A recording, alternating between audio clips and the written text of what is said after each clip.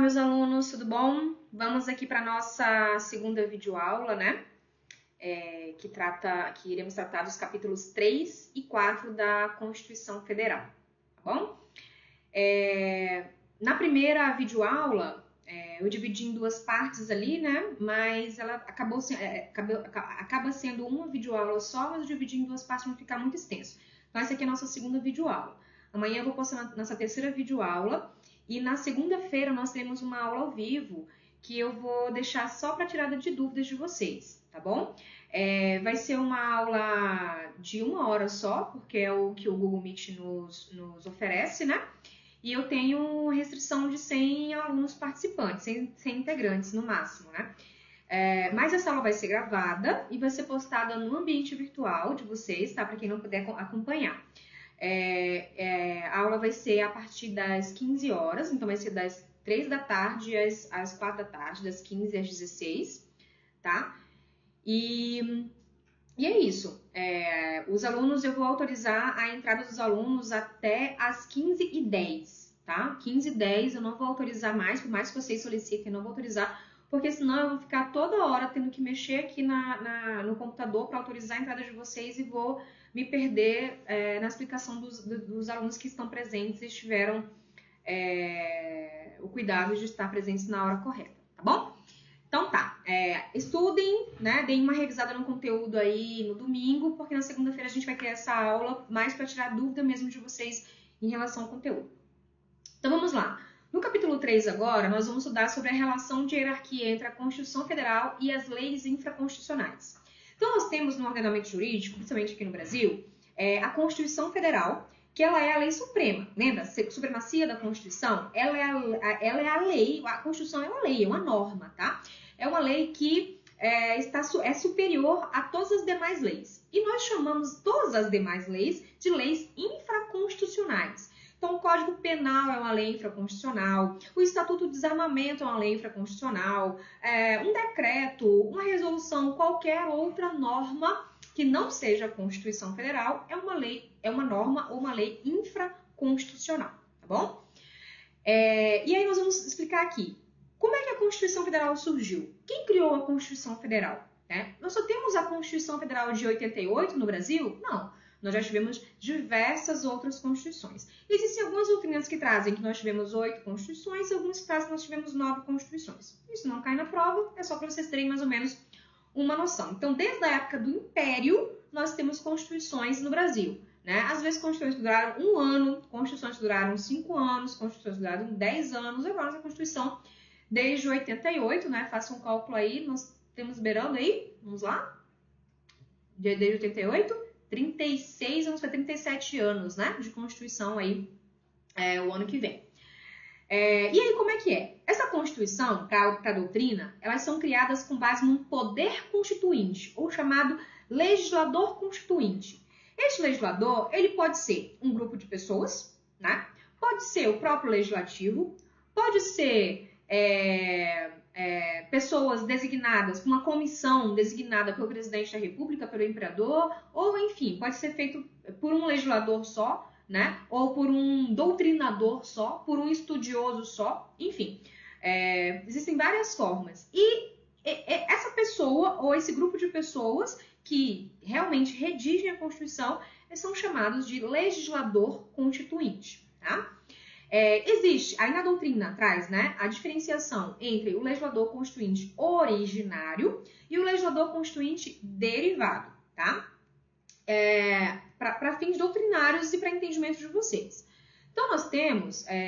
antes de explicar sobre isso, eu já ia esquecer aqui de falar para vocês, que a nossa Constituição, ela expressamente prevê, apesar de que eu acho que eu falei na primeira aula já, né?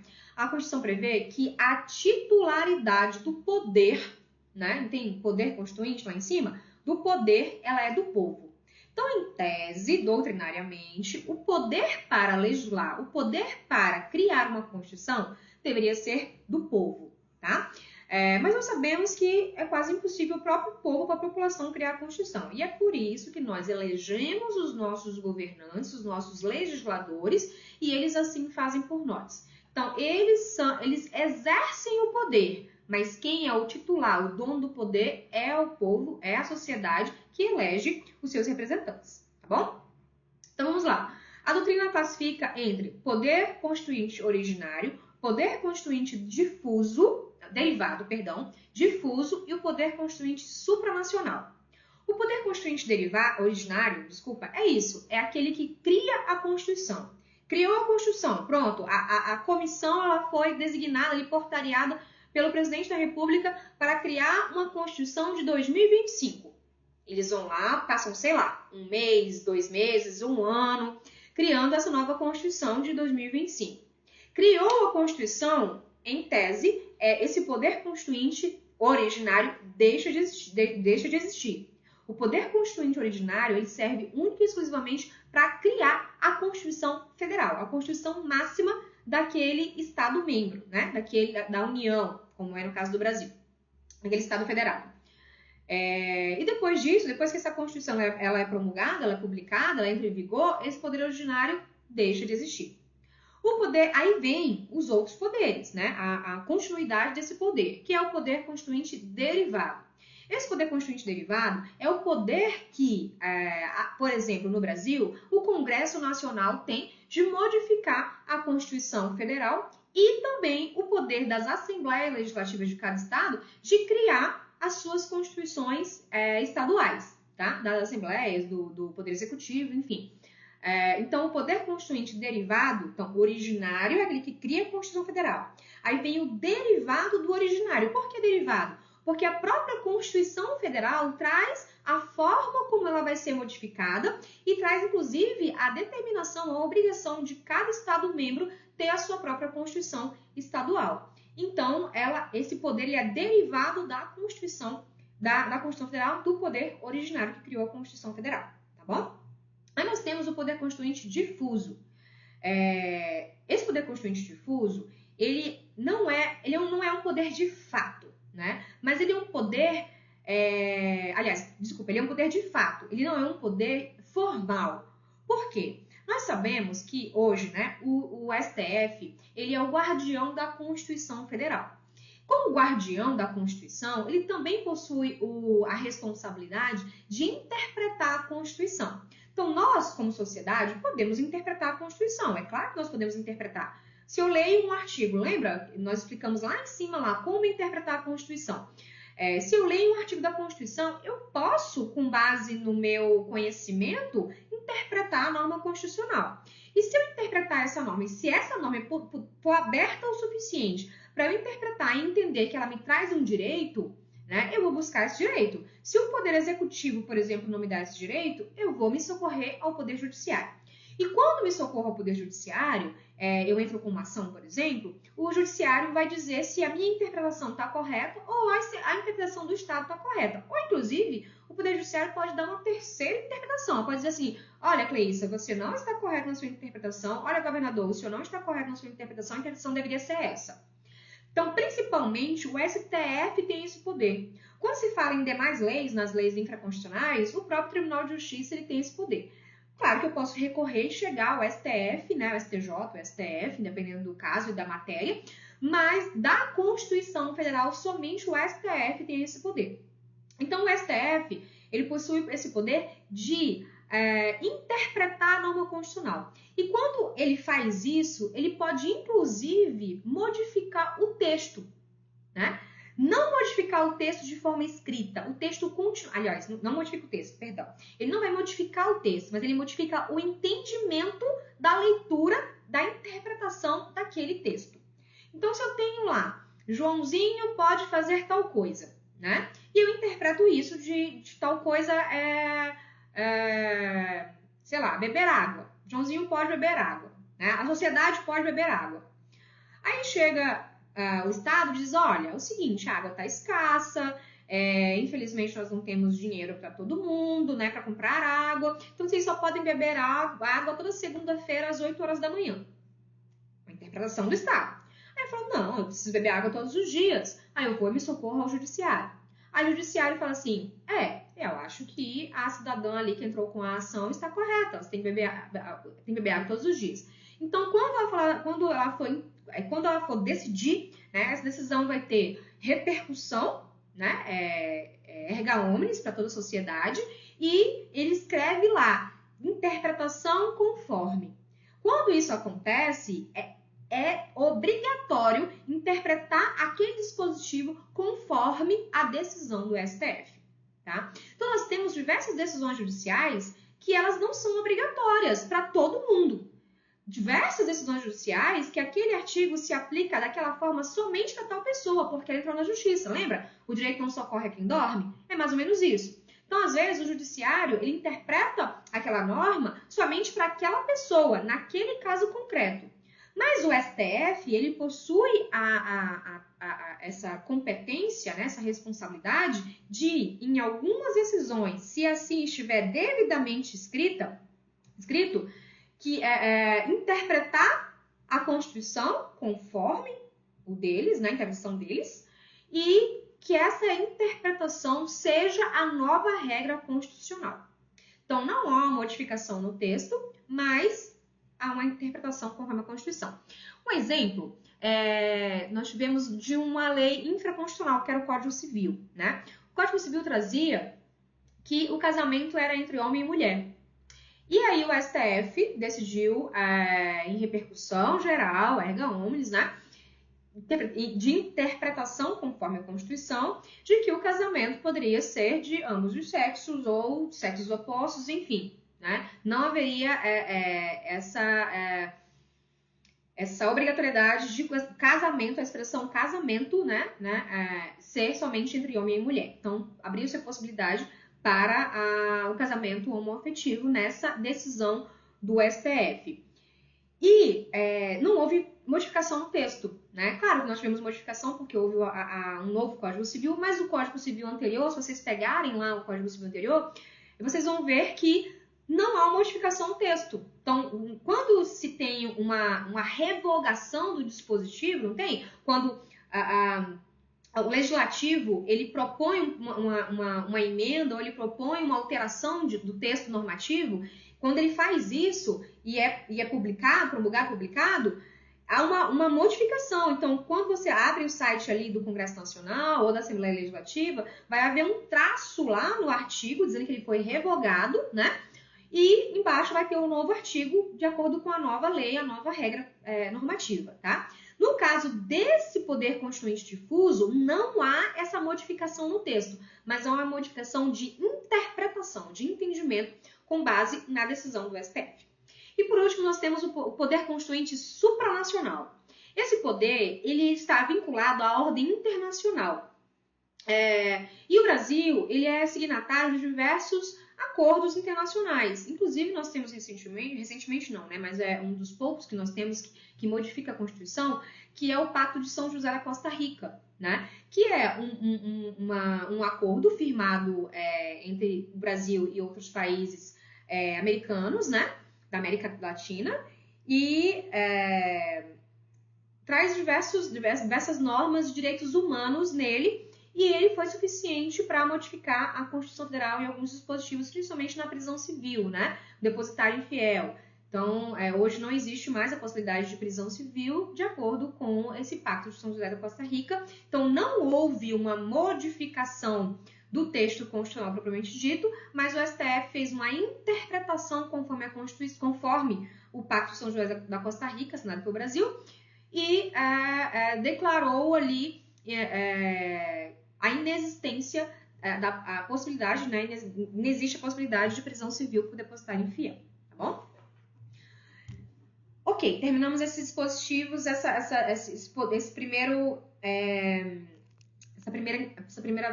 primeiro conteúdo aqui sobre a possibilidade de modificação da Constituição.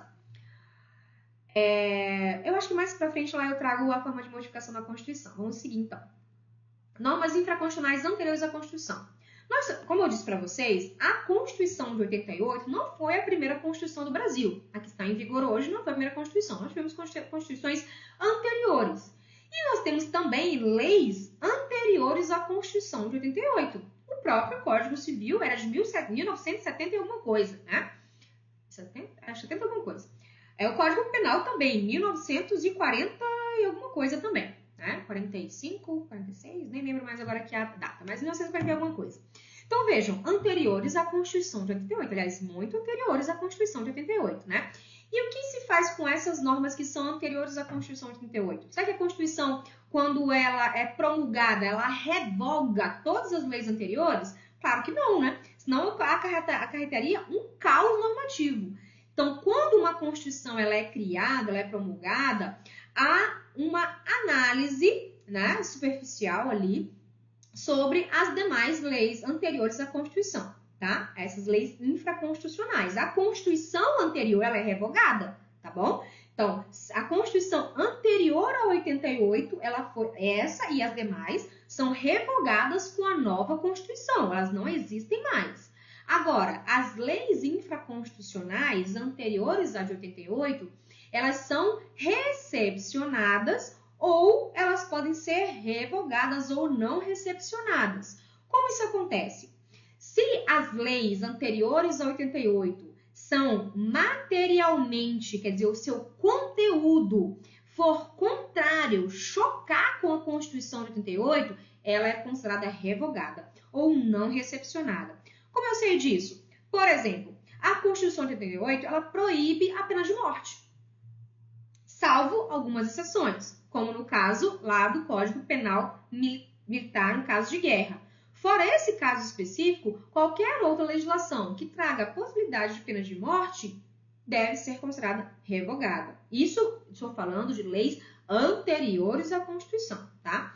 Se eu falo de leis posteriores à Constituição de 88, então é uma lei que foi publicada, entrou em vigor em 89, por exemplo, um ano depois da Constituição, um mês depois da Constituição. Essa lei pode ser declarada inconstitucional, porque vai haver uma análise de sua constitucionalidade, porque ela foi feita pelo Poder Legislativo, pelo Poder Legislativo, Congresso Nacional ou Assembleia Legislativa, com base na nova ordem constitucional. Então, aí sim eu posso fazer uma análise em relação à constitucionalidade ou inconstitucionalidade dessa norma infraconstitucional.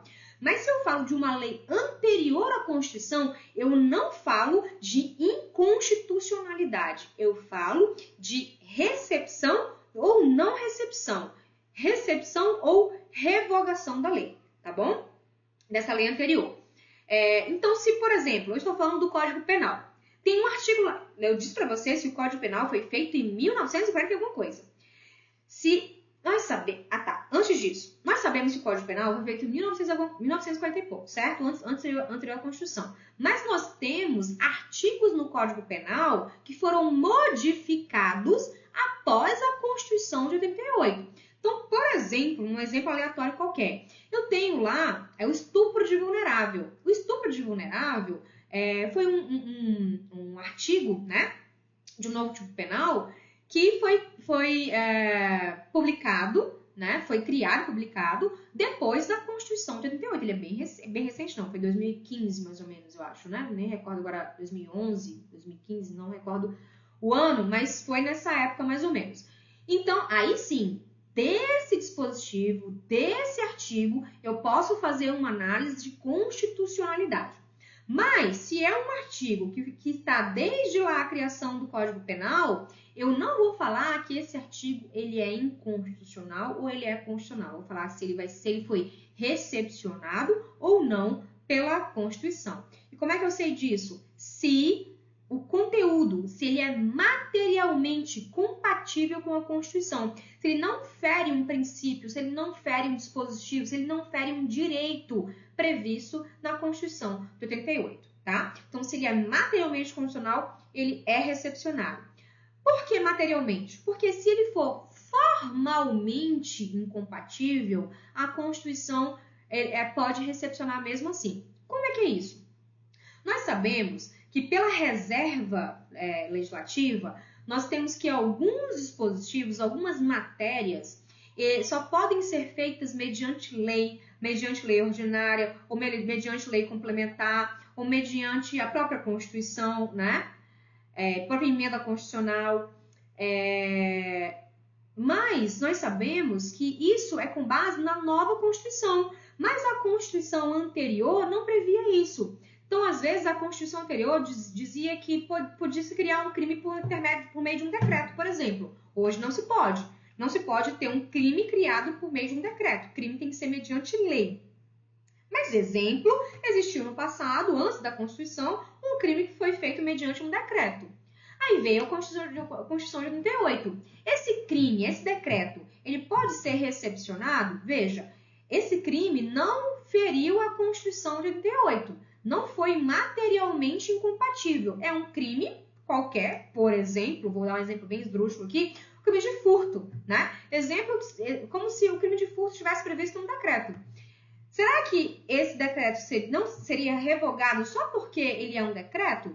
Não. Então, poderia haver uma recepção pela Constituição, porque ele é materialmente compatível, apesar de ser formalmente incompatível, ou seja, os crimes, né, o direito penal só poderia ser legislado mediante lei. Ele poderia ser normatizado mediante lei. Tá? Esse é um exemplo. Então, é isso. As leis infraconstitucionais anteriores à Constituição de 88, haverá um juízo de recepção ou revogação. Quem vai fazer esse juízo? Bem, o executivo pode fazer esse juízo em primeira instância, né? Mas, se o executivo fizer esse juízo e eu me sentir prejudicada, eu posso recorrer ao judiciário. O legislativo pode fazer esse juízo de valor mediante a criação de decretos legislativos, de outras leis, né? De propositura de outras leis, o próprio legislativo pode fazer isso. E também, mais comumente, o judiciário é quem faz essa análise de recepção ou revogação, mas ele só vai fazer essa análise mediante provocação da sociedade. Então, eu tenho que me sentir prejudicado de alguma forma e entrar com uma ação para que o judiciário possa se manifestar. Tá bom? Ok. É isso. Em relação à recepção, revogação, constitucionalidade ou inconstitucionalidade, tá bom? E aí nós vamos falar agora sobre a classificação das constituições.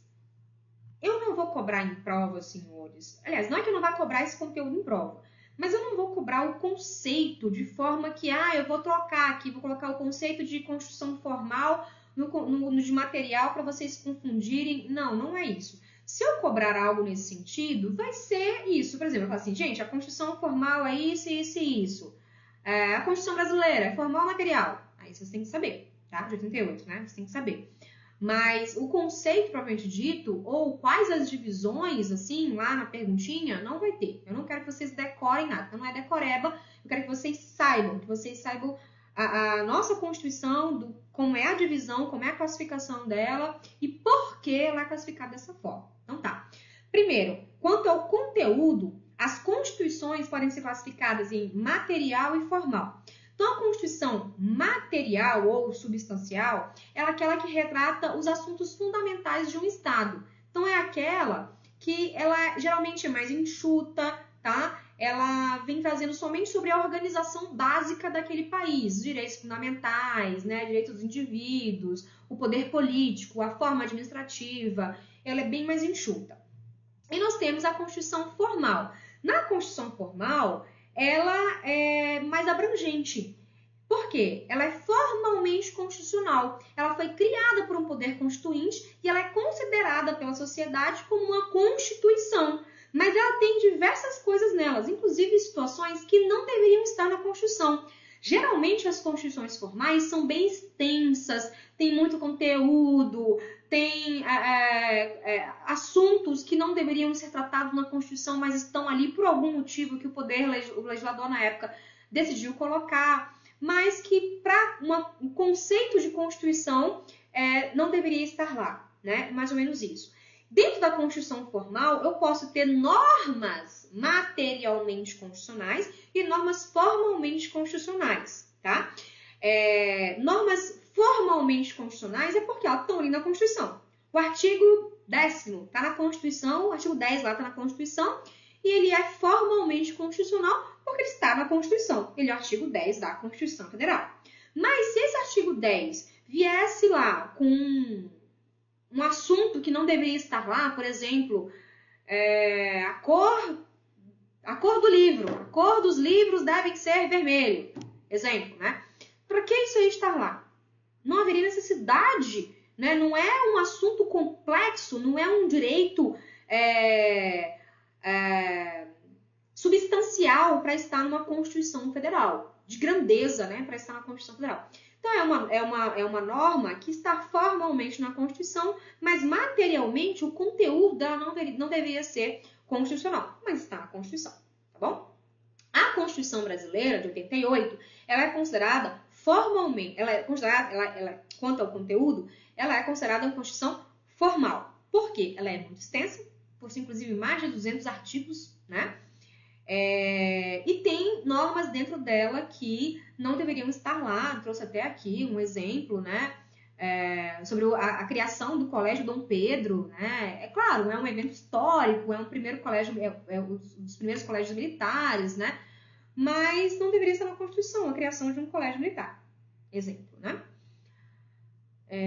Quanto à segunda forma de classificação, né? Quanto à forma, a Constituição pode ser escrita ou não escrita. Na verdade, não é a Constituição escrita ou não escrita. Não quer dizer que a não escrita não vai ser ali escrita, não tiver palavras. Não é isso, tá? A Constituição é escrita, é aquela formalmente escrita, né? Tudo bem. Tá ali, Constituição Federal de 1988. Pá, aí embaixo ela tá escritinha num documento só, solene, específico, né? E aí sim é considerada uma Constituição escrita. A Constituição não escrita é quando a Constituição ela está baseada em textos esparsos, né? Não estão concentrados num texto único. Então, às vezes são leis, várias leis, vários dispositivos, né? Que juntos eles formam a Constituição daquele país, tá? Como exemplo, a Constituição inglesa. A Constituição brasileira, nossa, né, de 88, ela é escrita, ok? Quanto ao modo de elaboração, pode ser uma Constituição dogmática ou histórica. Constituição dogmática são aquelas que são organizadas, são constituídas, elaboradas por um órgão, né, que sistematiza tudo em um documento só. Regras, dogmas, políticas daquele momento, daquela sociedade. E a Constituição histórica é quando você reúne diversos costumes, jurisprudências ao longo de toda a evolução daquele país e aí sim você concentra num documento. Então, geralmente, as constituições históricas elas são mais sólidas, porque elas representam toda uma evolução da sociedade. Enquanto as constituições dogmáticas, geralmente, elas possuem alguma ênfase daquele momento histórico que ela foi criada. A Constituição de 88, ela é completamente dogmática, porque ela foi criada num pós-revolução, em que havia um poder militar na época, né, que se dizia golpe militar. E eu vou dizer para vocês, sem grandes discussões aqui, realmente houve um golpe militar. Não um golpe militar porque foi algo ruim, não vejam isso como algo ruim, não estou dizendo isso. Estou dizendo que houve um golpe militar porque todas as vezes em que há uma Constituição em vigor e alguém toma o poder e traz uma nova ordem constitucional, é um golpe, tá? Então, por que é um golpe? Porque a Constituição, naquele momento, não possibilitava a assunção do poder militar. E o poder militar assumiu. Ah, mas o poder militar assumiu porque a Constituição, a sociedade na época clamava, a burguesia ou a grande massa clamava pelo poder militar. Tudo bem, pode ser isso, mas a Constituição naquela época não permitia. Então, para que o poder militar, para que os militares pudessem assumir o poder, eles tiveram sim que fazer um golpe à Constituição da época e criar uma nova ordem constitucional, por isso que é chamado de golpe, tá? Não porque é algo ruim, mas porque houve uma ruptura entre a Constituição que existia na época e o novo poder constitucional que os militares impuseram, tá bom? Então, a Constituição de 88, ela é dogmática, ela prevê situações específicas que forem decorrência dessa ruptura, né, da ordem constitucional do golpe militar, da era militar, e da nova ordem democrática que a Constituição de 88 assim veio trazendo. Tá? E aí nós temos a quarta, né, classificação quanto à extensão, ela pode ser analítica ou sintética. Uma Constituição analítica é aquela prolixa, extensa, que tem bastante conteúdo, né? Normas ali que nem deveriam estar lá, que são normas que ultrapassam a matéria constitucional. No caso, a Constituição de 88, a brasileira, ela é analítica. E tem a sintética, que é aquela bem enxutinha, que só tem ali pouquíssimos artigos bem sucintos, que trazem somente sobre a política, a organização e os poderes e os princípios e direitos constitucionais, tá? Então, a de 88, como eu falei, ela é analítica, né? Quanto à origem, a Constituição pode ser outorgada, promulgada, cesarista ou pactuada, tá? Então, a Constituição promulgada, democrática ou popular, ela é fruto de um trabalho, de uma Assembleia Constituinte, são pessoas eleitas, né, representando o povo, ou o nosso eleito na época, assim, portariou essas pessoas, enfim, houve uma participação popular, vamos dizer assim, pelo menos quanto ao poder que é o titular, né, o poder do povo, mas que foi feita pelos seus eleitos, né, pessoas eleitas na época pelo povo. A Constituição outorgada é aquela imposta, aí não há nenhuma participação popular, o presidente, o rei, a pessoa que tinha o poder na época simplesmente colocou aquela nova ordem constitucional em vigor sem nenhuma participação popular, sem nada, tá? Cadê? Aí nós temos a cesarista. A Constituição cesarista é quando há uma imposição, a criação sem a participação popular, só que para que a Constituição entre em vigor, há uma consulta à população, por meio de um referendo ou um plebiscito. Então, o imperador foi lá, elaborou sozinho a Constituição e trouxe à sociedade, está aqui a Constituição que eu elaborei. Votem aí se vocês concordam ou não com o texto. Mas essa Constituição não é considerada democrática. Por quê? A população não participou da elaboração da Constituição. Simplesmente ela está votando se aquela Constituição que já foi elaborada, ela é ou não legal. Tá? É mais ou menos isso. Ok? E as constituições pactuadas ou dualistas, né? Que é quando há uma interação entre o executivo e o legislativo. Então, o rei e o poder legislativo, ou o presidente e o poder legislativo, eles em conjunto formam a Constituição, elaboram a Constituição, tá? Também sem participação popular. Quanto à estabilidade, né, durabilidade, nós temos que uma Constituição ela pode ser imutável, rígida, flexível ou semi-rígida. Uma Constituição imutável é aquela que a gente nem consegue nem visualizar, né? Aquela que não existe possibilidade alguma de mudança, nada. A Constituição ela é elaborada pelo Poder Constituinte originário, o Poder Constituinte originário morre e não há possibilidade alguma de modificação desse texto constitucional. É quase impossível de existir uma Constituição dessa, porque nós sabemos que a sociedade ela evolui, ela possui ali entendimentos diferentes de acordo com a época, necessidades diferentes de acordo com a época, com a evolução, então é impossível que uma Constituição hoje ela seja completamente imutável, né?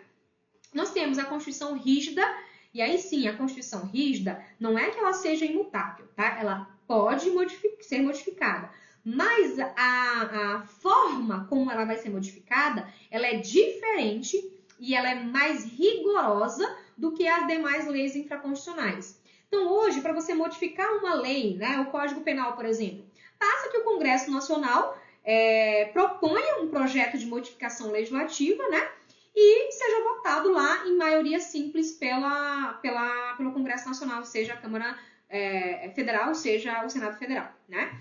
Já a Constituição, para ela ser modificada, ela precisa de um rigor. Então, para ela ser modificada, a proposta de emenda constitucional deve ser votada em cada casa, então tem que ser votada na Câmara e tem que ser votada no Senado Federal, e essa votação tem que ser com 3/5, no mínimo 3/5 dos votos, tá? Então, 3/5 dos votos com a maioria absoluta presente, tá? Se aquela proposta for votada e 3/5 dos representantes votarem favorável, aí sim, isso é quando em votação nas duas casas e 2 vezes nas duas casas. Imagine, né? Então tem que ser votada no Congresso, por exemplo, tem que ser votada se a Câmara foi quem propôs a emenda, né? Então voto na Câmara, a emenda constitucional. Voto na Câmara, é aprovado com 3/5, vai para o Senado. O Senado vota, é aprovado. Perdão.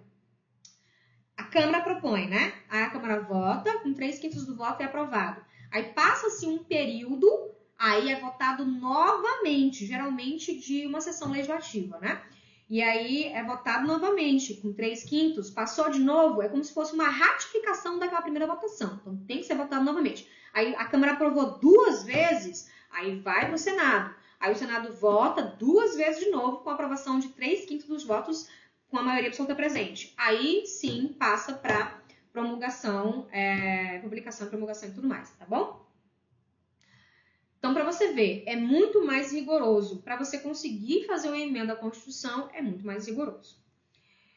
E aí, nossa Constituição, inclusive, tem a possibilidade dentro da Constituição rígida, nós podemos ter aliás, dentro das diversas Constituições, mas principalmente nas rígidas, a possibilidade de presença de cláusulas pétreas.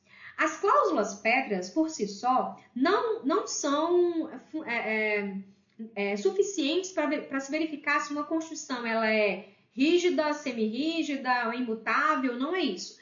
Claro, as cláusulas pétreas são imutáveis. As cláusulas pétreas, na verdade, não são imutáveis. As cláusulas pétreas não podem ser suprimidas, tá? Mas eu posso aumentar as cláusulas pétreas. Por exemplo, os direitos constitucionais, os direitos individuais previstos no artigo 5º, aqueles vários incisos do artigo 5º, são cláusulas pétreas. A Constituição Federal de 88 trouxe que o artigo 5º é uma cláusula pétrea. Mas nós já tivemos modificações do artigo 5º, com acréscimos de direitos. Então, eu posso acrescentar um novo direito, mas eu não posso suprimir, revogar um direito já existente, tá? Então, a cláusula pétrea, ela pode ser modificada sim, mas ela não pode ser suprimida, tá bom? Não existe possibilidade de suprimir de forma nenhuma. Por exemplo, o STF, ele é uma cláusula pétrea, a existência do STF. Eu não posso suprimir o STF. A única forma disso acontecer é rasgar essa Constituição, ter um golpe, rasgar essa Constituição e criar uma nova Constituição, tá? Vamos lá. Então, a existência de cláusulas pétreas não significa que a Constituição ela é rígida, semirrígida ou imutável. Pode existir cláusulas pétreas em constituições rígidas, pode existir cláusulas pétreas em constituições semirrígidas, flexíveis, pode existir, tá? Mas aquela cláusula pétrea não diz. Ela é imutável no sentido de que não pode ser revogada, mas ela pode ser acrescentada. Novos direitos podem ser acrescentados. A Constituição de 88, né, ela é rígida e possui cláusulas pétreas dentro dela, tá? Aí nós temos as constituições flexíveis. As constituições flexíveis são aquelas que possuem o mesmo rito de modificação legislativa das normas infraconstitucionais. Então, não há diferenciação da forma como se modifica a Constituição flexível das demais leis infraconstitucionais.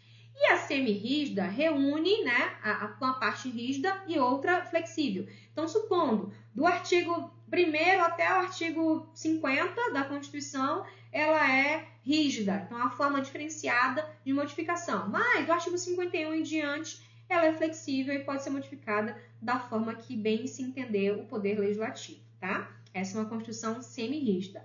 A de 88 é rígida.